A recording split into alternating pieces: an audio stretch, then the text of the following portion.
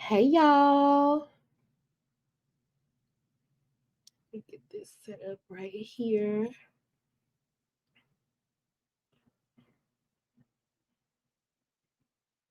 Get these graphics ready. I hope y'all can hear me.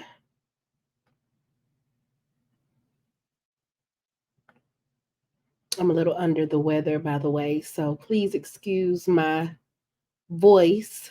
But I just had to go ahead and get this recording out because I feel like the reunion will be coming up soon. If you don't know, we are going to be talking about Summer House. So we'll get started in just a second.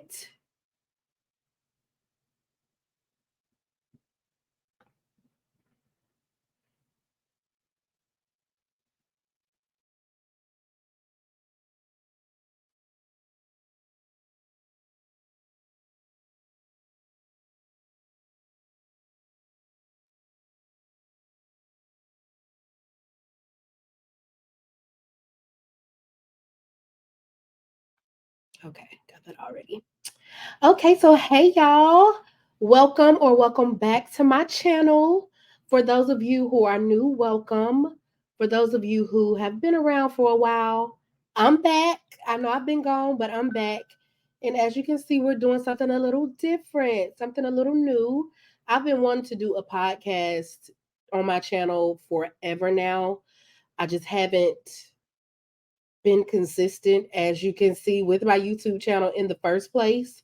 So starting a podcast was like just something that was like in the distant future. But I was like, you know what? It's now or never, basically. It's now or never. So here I am. We're doing something new. So those of you who have been around, who are subscribed, I hope you enjoy the content that I'm throwing at you. I'm going to try my best to be consistent this time. And I feel like in this space, the podcast space, I feel like I can be more consistent. The vlogging and, get ready with me's and stuff like that, those were just so time consuming. And the editing for those was just, y'all, it was mainly the editing. I would record the content, but the editing, it was just too much for your girl. So I do apologize for those of you who really enjoy that type of content. I'll try my best to get back into the groove of doing vlogs and stuff like that, but for right now, your girl is just gonna focus on the podcast sector. Okay, for now. Something that I feel like I can be more consistent with. So we'll see how this goes. But I'm so excited to bring this type of content to the channel. Like I said, I hope you enjoy what we're going to be talking about. Of course, I'm a reality TV girl. I love reality TV. So this episode will be strictly about Summer House. And then I'll also do a podcast about Summer House, Martha's Vineyard, and some other reality TV shows that are either powering up or are kind of still going. And I'm just kind of like binging right now, trying to get caught up. So as I watch the shows, I'll come on here and do a review. So we'll see how this goes, y'all. I'm so excited because reality TV is something that I really like, I really enjoy. So we're going to get into it, okay? For those of you who are new to my channel, don't forget to like, comment, and subscribe. And if you like it, stick around, hang out with your girl. We chill over here. Good vibes, as you can see in the background. Good vibes, okay? Hippie vibes over here. Okay, so we're going to jump right into Summer House. I had already got this little graphic ready, so I'm just going to throw it back up here, okay? So with Summer House, y'all, it's I love Summer House, but it's starting to get a little on the heavy side. And when I say heavy, I mean like highly emotional for me for some reason. I just feel like it's a lot going on right now in Summer House. So let's jump into it. So the episode opens up with Carl and Lindsay. Last episode left off with them basically discussing how Carl's parents just aren't confident that he and Lindsay are ready for marriage. And I couldn't agree with them more. And I think deep down, Carl knows that too. That's why I think he is bringing it to Lindsay because he's hesitant at this point. So the episode opens up with Carl and Lindsay basically discussing. He wanted to go ahead and tell her the truth because at first he kind of just sugarcoated the conversation that he had with his parents. He just told her, oh, they have some concerns, not telling her that his stepfather, I believe it's his stepfather, said that because his stepfather is a priest or a minister. He said that if I were the one, performing y'all's wedding, I wouldn't marry y'all because I don't think you're ready. So he went ahead and told Lindsay that piece of information because he knew once this show airs that she was going to find out what the stepfather said. So I think Carl was correct in, making sure that Lindsay knew, what had been said. So he tells her this, and she's just kind of like drawing a blank or just kind of like staring like, why are you telling me this now? And Carl just immediately gets emotional. And she then asks him, why are you so emotional? And he just goes ahead and tells her, I'm overwhelmed. And what I think Carl meant by saying I'm overwhelmed is I don't think we should be getting married right now. Basically, there's some things that we need to work on. There's some things that he needs to work on individually. Okay, not saying that Lindsay doesn't have stuff she needs to work on because she does, but as far as like financially, I think Lindsay is good. So she's not looking at that piece as much as Carl is. So he tells her, he gets emotional and he tells her that he's overwhelmed, rightfully so. And she then, I think, gets annoyed, almost as if it's just some information she didn't want to hear at that time. I think Lindsay is forcing it at this point. I think she really wants to be married. I think she's obsessed with the idea of having a wedding. I do. I'm sorry. I do. I think she's at an age where she feels like she should be married. Um, Her biological clock is ticking. So at this point, Carl bringing this information to her is contradicting or interfere, or not contradicting, interfering with what she has planned in her mind. Despite the hiccups they have, despite the things they need to work on, I think she just wants to force it. She wants to just jump in it just to say she's married, number one, just to have the wedding and all the bells and whistles. That's the way I see it. I could be wrong. I could be wrong, but not saying that she doesn't love Carl, but I think her love for this wedding and this marriage is bigger than her love for Carl at this point. Because they're clearly not getting along. They're clearly not on the same page. They're clearly not communicating effectively. And we'll get into that a little bit later. So, moving on. So then we get into the event of the night, which is I always want to call her Rachel. I do not think that's the girl's name. Oh God, what is the girl name? It's not Rachel. She looks like a Rachel to me, y'all. I cannot. I'm drawing a blank as far as her name right now. Gabby. Gabby. She doesn't look like a Gabby. She looks like a Rachel. Okay. So if I mess up and call her Rachel, y'all will know that I'm talking about Gabby. So the event for the night is planned by Gabby. She's gonna have this tarot reader coming. This tarot reader coming in. Excuse me. And I'm under the weather, y'all. My voice sounds horrible. So please excuse the way I sound. But yeah, she has this tarot reader coming, and so everybody's just kind of skeptical about, what's gonna take place and what all is gonna be said, things of that nature. But surprisingly, the tarot reading was very lighthearted. It wasn't, scary or anything like that. Like I'm pretty sure all of them were like, oh God, what's gonna happen? But it wasn't scary or anything like that. It was actually kind of funny, entertaining. I say that Kyle made it very entertaining because he was just being so silly the whole time. But I think a lot of truths were revealed as far as Jesse's reading and Lindsay's reading. I think their readings resonated with them. They didn't really show everybody else's readings. And then Kyle, once again, making it lighthearted, he was like, I need to ask a serious question. Are we going to be able to party again soon or something like that? And then they just started partying. So that's how that went as far as that. And then after that event, they were just hanging out around the house, and Carl basically, I think after the conversation with Lindsay, he still felt, I think he felt even more overwhelmed. So at this point, he's just going around the house, looking for support, I think, from the house, trying to gather advice, just needs someone in his corner, I think, at this point, because he's feeling so overwhelmed. And I think he and Lindsay just can't understand each other right now for whatever reason.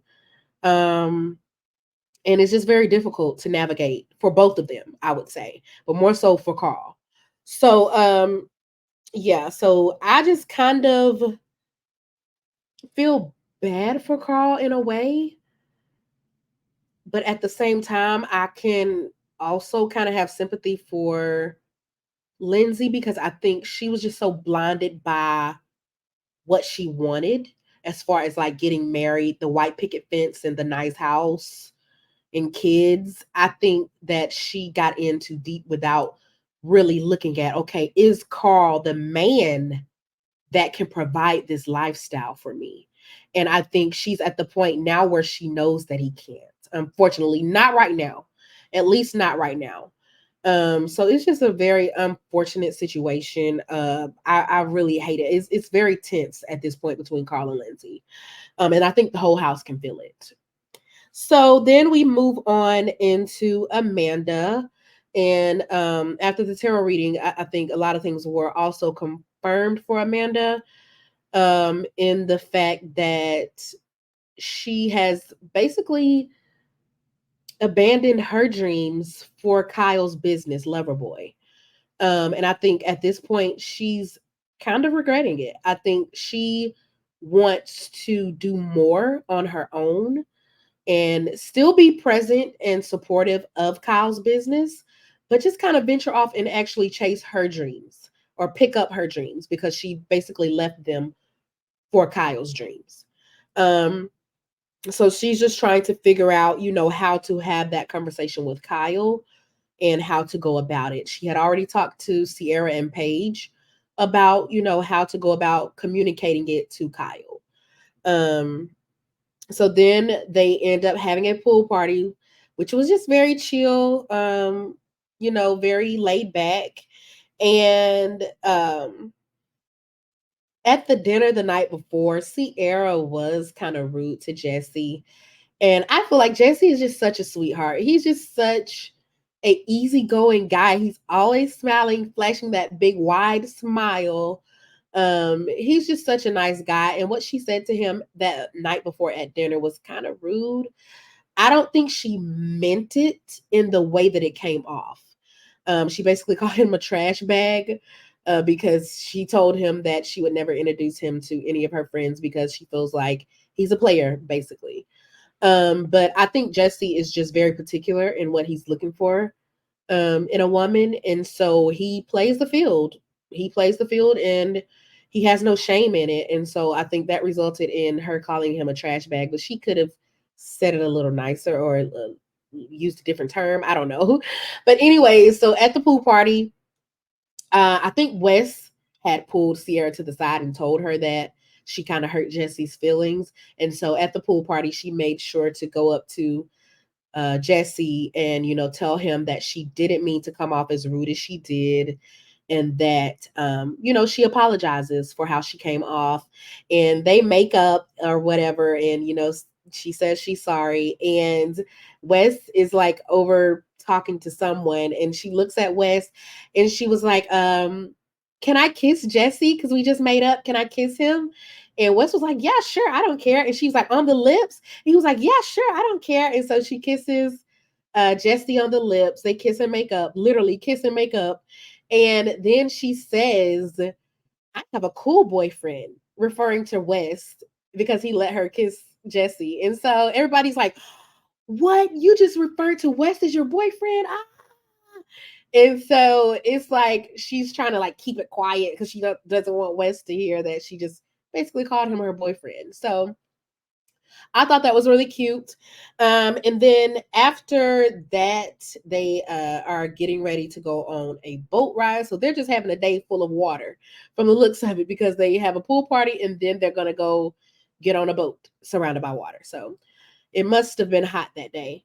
So then we get into back to Carl and Lindsay. This is before they go on the boat ride. They're in the kitchen talking, and Carl is basically trying to communicate to Lindsay that he really, really wants to do a business that's centered around non alcoholic beverages. And he's mentioned it before. I think this is like his third time mentioning it. Sorry, I can't talk. Mentioning it. Um, and so I can see, I was like, because at first I was like kind of frustrated with Carl, because I was like, you are at the age, you're 38 years old. You should at least be in the ballpark or narrowing down what you want to do as a career. So I was kind of frustrated with him, but now that I think about it, he has in so many ways showed that he's passionate about a career in something with non-alcoholic beverages. So he's communicating that to Lizzie, because it's like every time he brings it up, she shoots it down. So I think that's what's like kind of detouring him from it. But he just needs to hold firm in it. So that's what he's doing in the kitchen as they're talking. And she's once again, she's saying that she's trying to be supportive, but at the same time, kind of shooting down his idea, if that makes sense. So he then gets frustrated and kind of defensive, because he's like, I'm communicating with you what I want to do. And once again, you're not being positive about it. You're saying that you're being supportive, but support and being positive are two totally different things. And Lindsay then gets frustrated and annoyed and basically yells at him and says, you ruined my night last night, and now you're ruining my day. So they get into it once again, and this is the point where I'm just like, they are really struggling to communicate. And I think this is the worst I've seen so far of them, because they always argue. Let's be real. They always argue. And it seems like they mainly argue whenever Lindsay is intoxicated. I will say that, because of course, Carl has been sober, or practicing sobriety. So they always end up arguing when she's intoxicated, but she's hasn't been intoxicated these last two or three arguments. So I'm like, that's really not good. Not saying that it's good that she is intoxicated when they argue. That's not good either, because that clearly says that she doesn't need to drink as much as she does, because she becomes obnoxious and argumentative when she's drunk. But the fact that they are arguing like this and she's not drunk, just problems, okay? Just problems all around. Red flags, red flags, red flags. So, what's next? And y'all, I'm old school. I will upgrade to where I have my notes in on the screen, but I didn't have time to type them up, so I'm literally looking at my notepad. If y'all are wondering why I'm looking down, it's because I'm looking at my notepad. I'll do better next podcast. Don't worry. Don't worry. Take it easy. This is the first one. But anyways, so next we get into the boat ride, which it looks so fun. I'm not gonna lie. It's good to kind of. I like how production kind of broke it up, because it's been so heavy and intense. But then it's like they also sprinkle in the fun too, to kind of, so you're not just on this intense emotional roller coaster. So they get on the boat, immediately start turning up. Kyle gets in the water on they have these like little, I don't know what they are. They're like little mini surfboards, but they're electric. And so like it does the paddling for you. I don't know if I'm describing it right, but and they have little cameras on them as well. So as you're on this electric surfboard, it's recording you.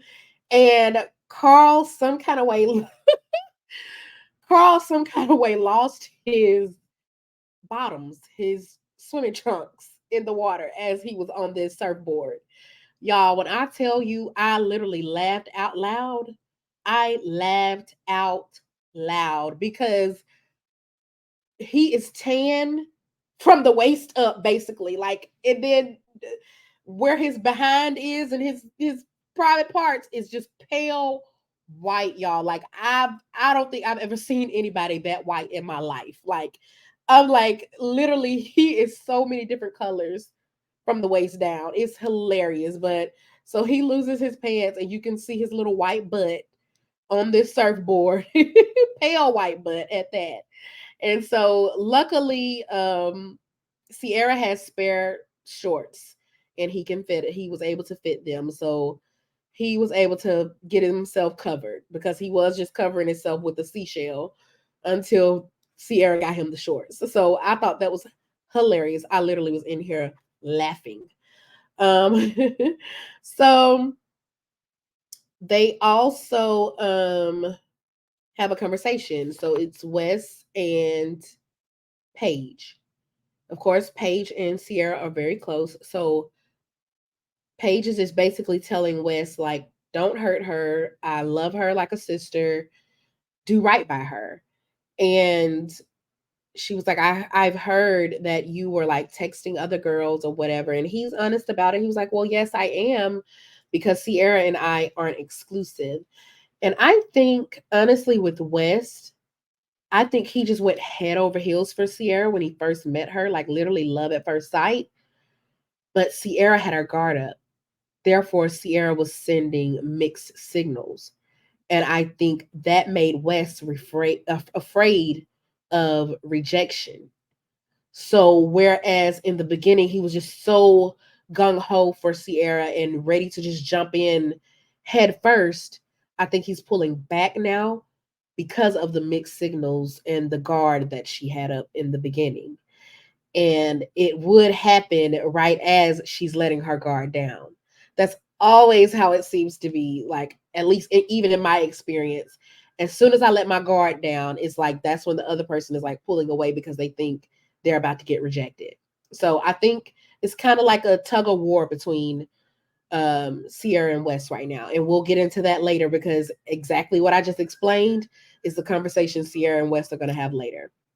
So basically, yeah, Paige was just letting Wes know, don't hurt my girl.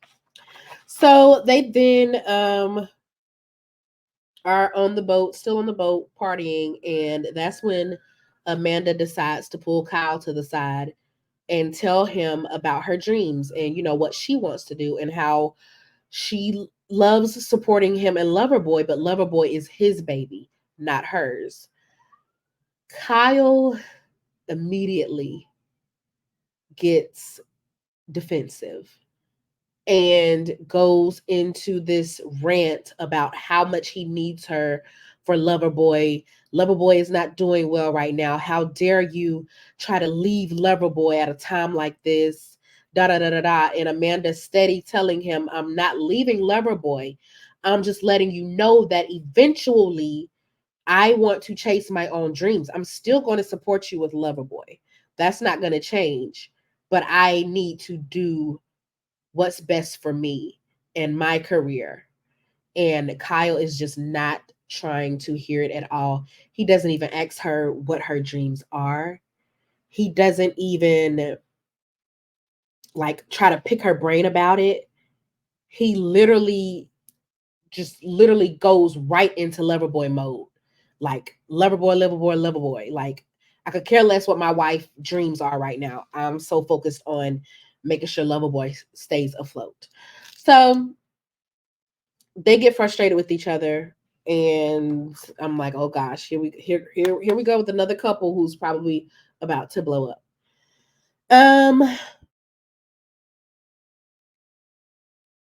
So yeah.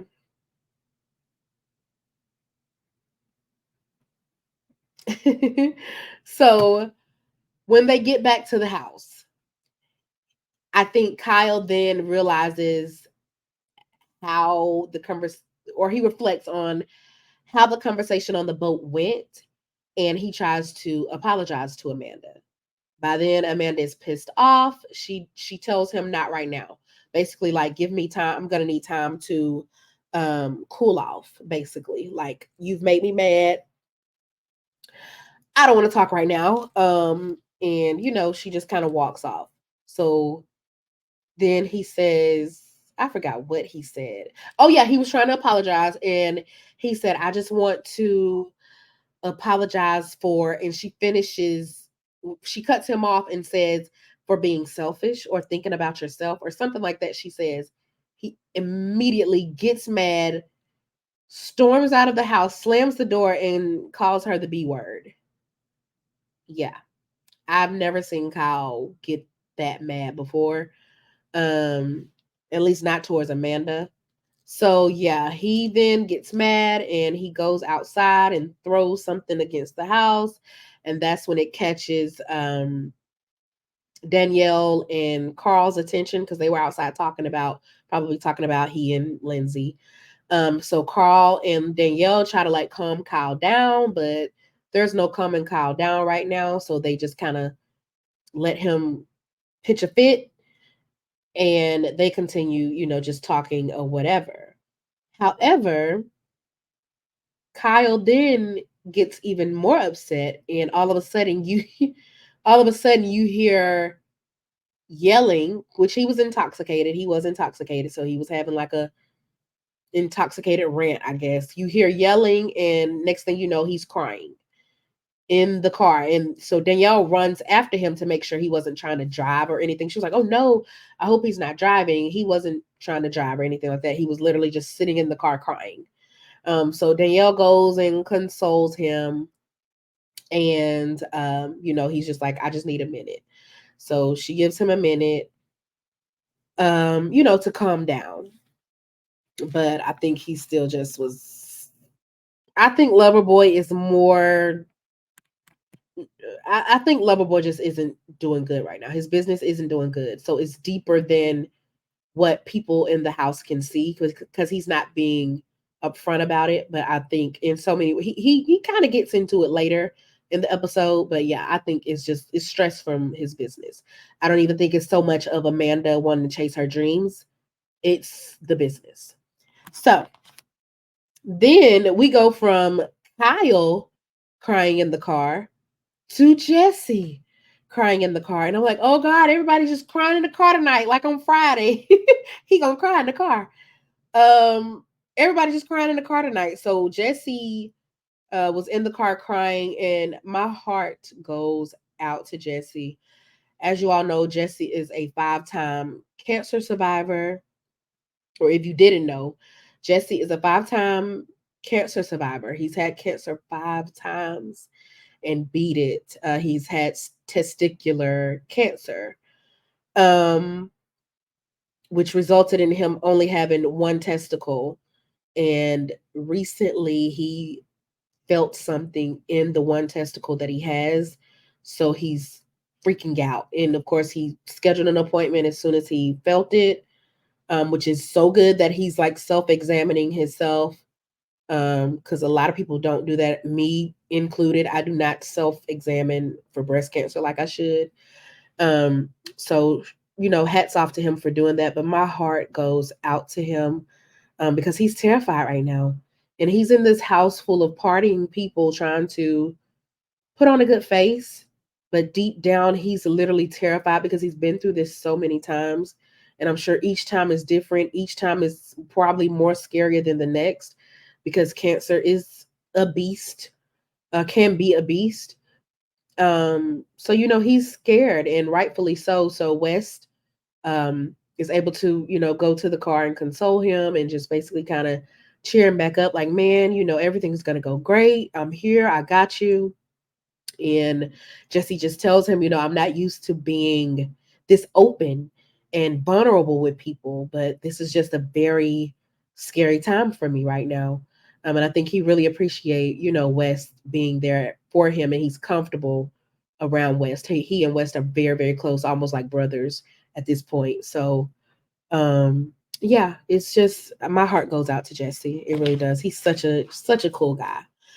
Um, so yeah, then we go into the next episode. So I'm giving y'all 2 episodes back to back.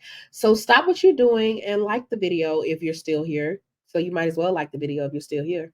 Okay. Do me a favor, like the video, comment, subscribe if you feel moved to do so.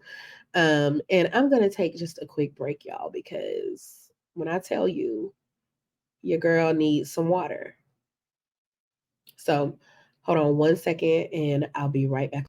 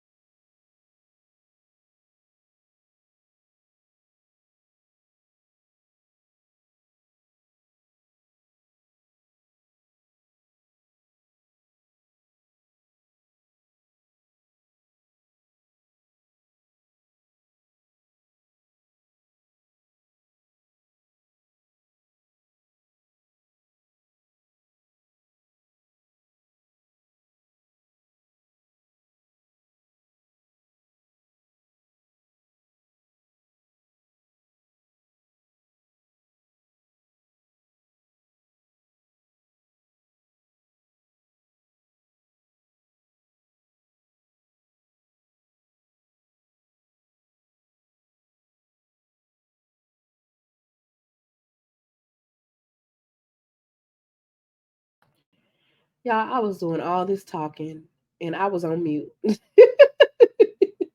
Can you tell I'm new to the podcast game? Okay.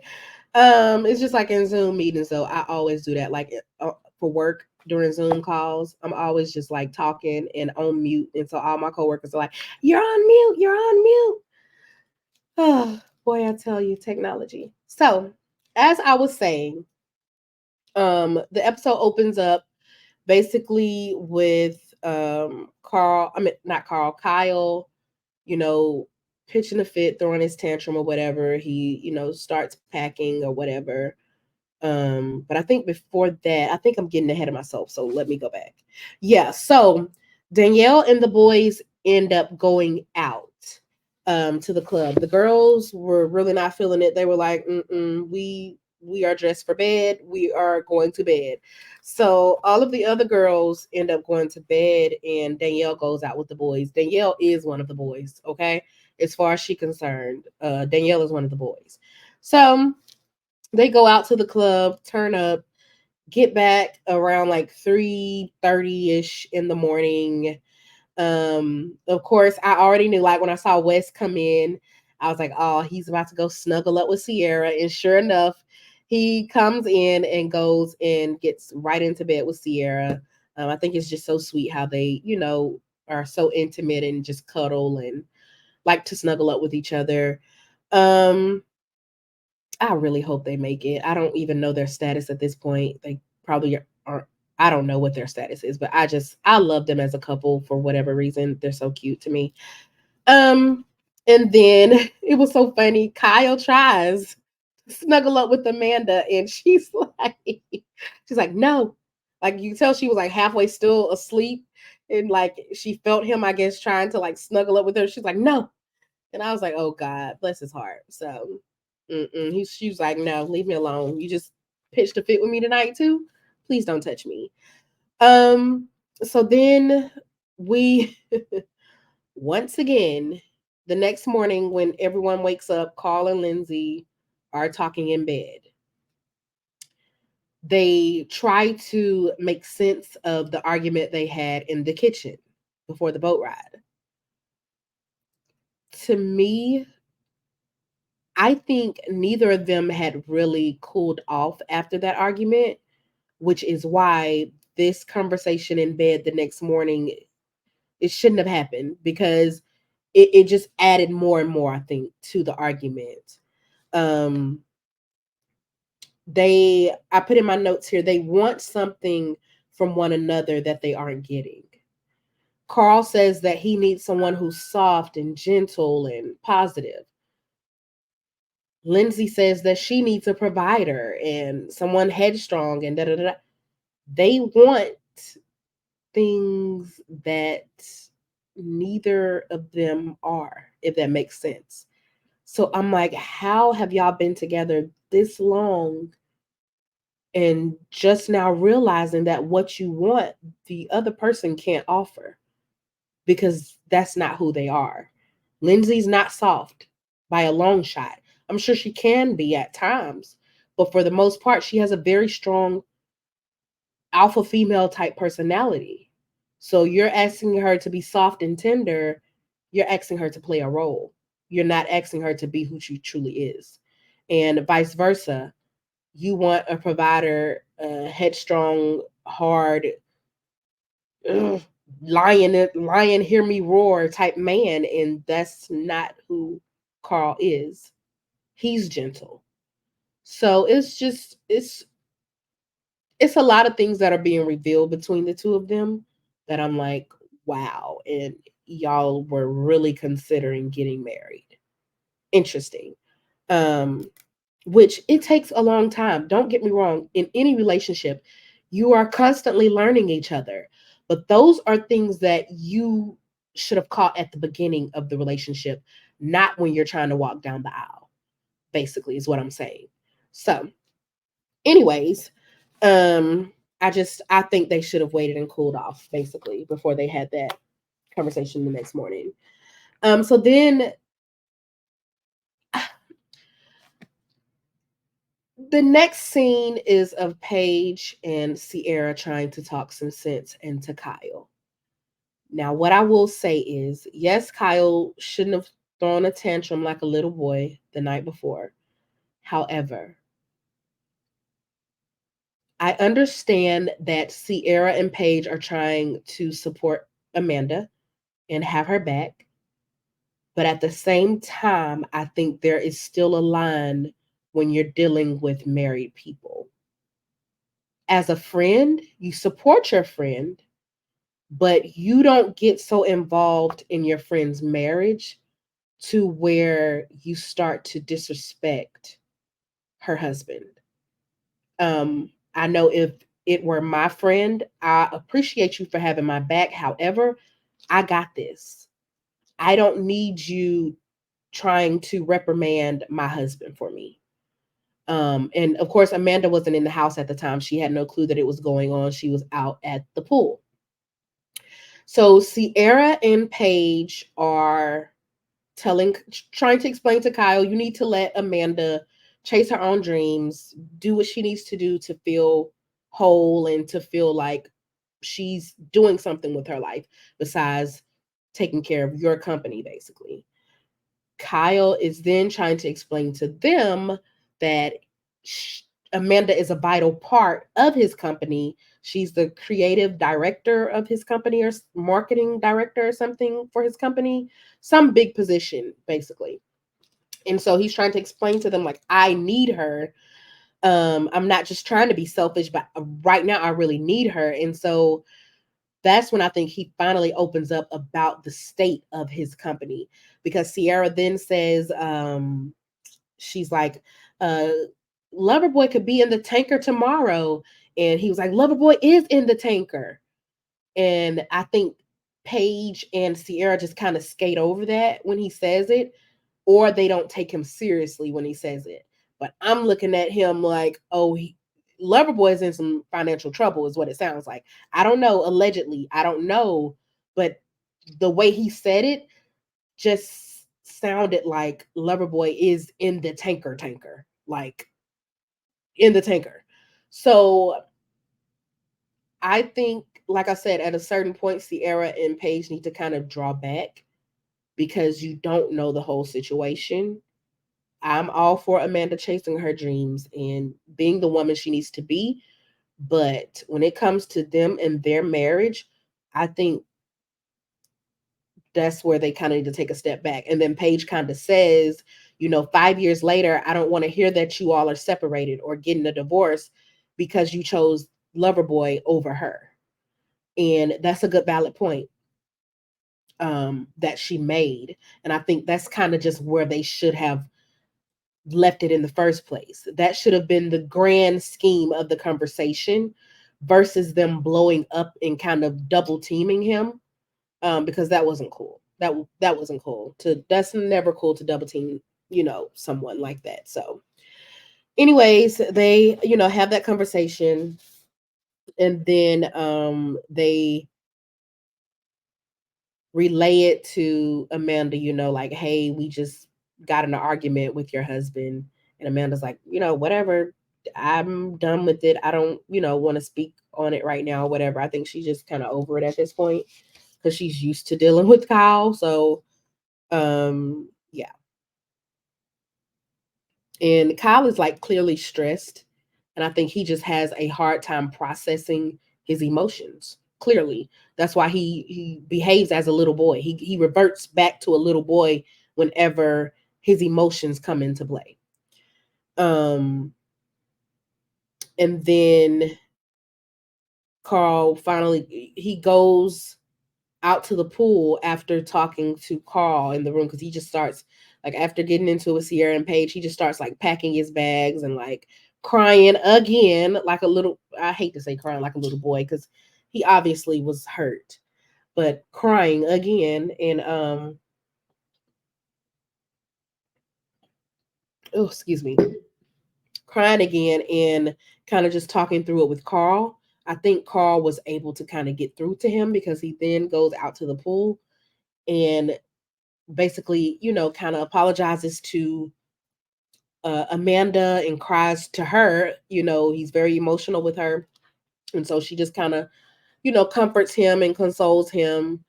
to kind of help him, I guess, get his emotions out. So I think that was kind of a good intimate moment for them because they are, kind of struggling right now to communicate as well. Not as bad as Carl and Lindsay, but they're struggling. So I think it was a good moment for him to be vulnerable. It was good that he was vulnerable with her so that they can at least kind of calm it down and dial it back and see that Kyle, what she was telling you is not the end of the world. The girl is just telling you that she wants to chase her dreams. Like she's not fixing to abandon you for, and that kind of lets me know that maybe Kyle has like some previous abandonment issues. I don't know, but that's kind of what it feels like because it's like he automatically reverted to you're trying to abandon Loverboy and me, and you're just gonna leave me. And Amanda's like, no, I'm not going anywhere. We're married. And she like holds up her wedding ring, like we're married. Like, why are you going crazy? Because I told you I want to chase my dreams. Calm down. So I'm glad they were able to get through that. West then they're all getting packed to go back to the city, and West then tells Sierra, I have a date planned. And um he tells her because I think he had told somebody else in the house earlier, the date that he had planned for her. So he finally tells Sierra the date that's planned, which will be horseback riding. She loves horses. I love horses. I was like, oh, we love horses. So she's super excited about horseback riding when they go on their date. So I thought that was cute. And like I said, they're all getting packed to go back to the city. And this part was funny, but not funny. So once again, Carl and Lindsay. It's still tense between them. They're not communicating well. And Carl is trying to figure out, Lindsay, are we leaving now to go back to the city? Are you riding with me? Are you riding with the girls? And Lindsay tells him, all she says is, I just need space. I need space. And so he's like, okay, well then you're not riding with me because I'm about to go. She's like, I need space. So she says that, and then he's like, okay, cool. So you're riding with Danielle or whoever. And she's like, yes, I need space. Carl gets in the car and leaves because she said she needs space. So she packs her bags and is carrying her luggage. West helps her get her luggage down the stairs. She gets outside with her luggage and then she's like, where's Carl? What do you mean, where's Carl? You just said you need space and you're riding with Danielle or whoever. So why are you looking for Carl? So then she says, are you serious? Did he really just leave without getting my luggage? Did you tell him that you needed him to put your luggage in the car? You were too busy telling him you needed space to tell him that you needed him to still take your luggage to the house, to the apartment. You didn't tell him that. All you said was you needed space and no, you're not riding with him. So of course he got in the car and left. So why did you expect him to get your luggage? You're riding with someone else. It's like, girl. So it's like stuff like that. I can see how Carl gets annoyed with her because she doesn't communicate. She doesn't communicate well. So I thought that was funny because then she had to try to stuff all of her luggage in Danielle's little, I don't know what kind of car it is, but it's a really small, compact, a very compact car. So I thought that was hilarious. Um, but yeah, so then we get back into Jesse. And Jesse is with his mom. They're having coffee, and he's basically, telling her about what he's discovered with the mass that he felt. And he's afraid, that the cancer is back. And his mom is clearly stressed. She's just reflecting on, the first few times he had it and how painful it was, going through it as a family. And she doesn't really, how do I say this? She doesn't really offer any kind of encouragement, at least not during that scene. They probably just showed us a snippet of it, but I could tell the conversation that they were having, it kind of made him even more afraid versus, kind of soothing him and encouraging him. It kind of did the opposite. So he was just kind of sitting there like, okay, mom, like you're stressing me out even more, without saying it because Jesse's just is always smiling and stuff. So I was like, oh, bless her heart. Like she probably is just to the point where this is just so traumatic at this point to even have to be having this discussion with him again, that this is possibly, coming up again. I think she just couldn't process like, oh, I need to console my son right now because he's clearly terrified. She was just literally just processing it, and I guess just kind of traumatized from the past that she wasn't able to offer him any kind of encouragement. So I really hate this for them and their family, and I hope all is well with Jesse. um I really, really do. They end up going to the appointment, and I think he has to like wait 2 hours for the results or something like that. And he end up calling West and, telling him, we don't know anything yet because we have to wait on the results. So prayers up for Jesse, because that's just very heartbreaking. It really is. And I know he's so scared. He's so young and he's been through so much already. So my heart goes out to him. So now for the finale, we get into Wes and Sierra. So they go on their date, horseback riding. Looks super, super fun. I love horseback riding. I love horses in general. If you don't know, I work with horses part-time. I am a horse groomer. I take care of horses on the side. So if you know anybody who needs horses that they need groomed or to be looked after, call your girl. I got you. I'm the horse girl. So yeah, shameless plug. Anyways, they go on the date, and then after the date, they kind of, hang out around the ranch and just kind of talk. So West just automatically goes into how he wants to take Sierra home for Thanksgiving. And she's like, wait a minute, you're talking about taking me home for Thanksgiving, but like, what are we doing? What is our end game for this? Because obviously we're not exclusive. So what are we doing? Because I want to be married. I want kids. I want the family, the whole 9 yards. So for her to tell Wes this, that shows that Sierra has finally let her guard down. Wes then tells her, well, I can't say right now where this is going because I'm not sure of how I want things to be or look. So I just kind of, when it gets to this point, I kind of pull back or sabotage, so to speak. I don't know if that was the exact word he used, but basically self-sabotage because I get afraid because it becomes so real. And so Sierra was like, so you get afraid because you don't want to be tied down? And he's like, yeah.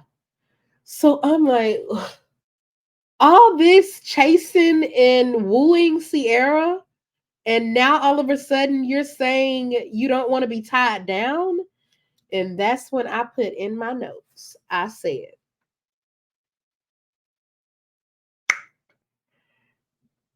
Sierra was being hesitant in the beginning, and now it's West. I honestly think the reason West is being hesitant now that Sierra is finally ready is because due to this show and this new platform he's on, he's gotten more attention from females than he's ever gotten. I guarantee you that. So this all of a sudden ready to do life with Sierra in the beginning to now you're not sure? Yeah, it's because you have a lot of females at you right now. which he says that. He's like, I'm not gonna just, what did he tell her? I'm not gonna just stop texting every girl. I'm not gonna just cut off every girl that's in my phone. He literally told her this out of his mouth. And my heart just kind of dropped for Sierra because I'm like, it took her forever to even let her guard down. But I kind of had a feeling this was gonna happen because in the beginning I was like, he's coming at her so hard that she can't keep giving him these mixed signals. And sure enough, she did because she was scared. I mean, look what happened to her with the other guy who was in the house last season, Austin or whatever his name was. So I think because of that, she was playing it safe and going very slow. But at the same time, it was giving Wes time to venture out. And obviously, he's ventured out quite a bit because now he's changed his whole outlook on he and Sierra. So who knows? It was kind of disappointing because, like I said, I love them as a couple. I would love for them to be together, but together, together. But at this point, if he's getting so much attention from other females because he's on TV now, I wouldn't want to go there with him anyways because he's gonna always be wondering or have a wondering eye because of the other females. Unfortunately, he's young. He's 28 years old. This is the most attention he's ever gotten. He needs to basically sow his royal oats, so to speak. And I'm sure Sierra thinks that too in the back of her mind. So, oh yeah, and he also tries to say that he's not ready to go there with her because he wants to be more established in his career, and he wasn't thinking about that before. Before he didn't even have a job, and you were trying to go there with her. But now all of a sudden it's, oh, I got to get my career together. I got to be a provider and this and that. So I think he's just making excuses because he has a lot of different girls in his phone right now. Point blank, period. So we'll see what next episode has to give. I have given y'all 54 minutes. 54 minutes of Summer House, but that's 54 minutes in 2 episodes of Summer House. So I think that's pretty darn good. That wasn't even an hour and I did 2 episodes. So, if y'all like this kind of content on my channel, please be sure to like, comment, subscribe, blow this video up, share it, post it, do whatever you got to do because I will keep this type of content going because like I said, I feel like this is something I can be consistent with because it's something I truly love doing and it's much easier as far as editing and stuff like that. I literally push a button and record and upload it. So I don't have to edit and do all of that fancy stuff. So like I said, if y'all like this content, get at your girl, show some love, show the channel some love. We will keep doing it. We will keep bringing it. Okay. So that's all I have for Summer House. Next review will be Summer House Martha's Vineyard. I will get everything caught up on that, get my notes and stuff, and hopefully by then I will have my notes typed up on the screen so I won't have to keep looking down at this handy dandy notepad where I can barely read my own writing. So we will get this podcast on and popping, y'all. I really enjoyed doing this. So let me know that you enjoyed it too. And I'll see y'all in my next video. Bye.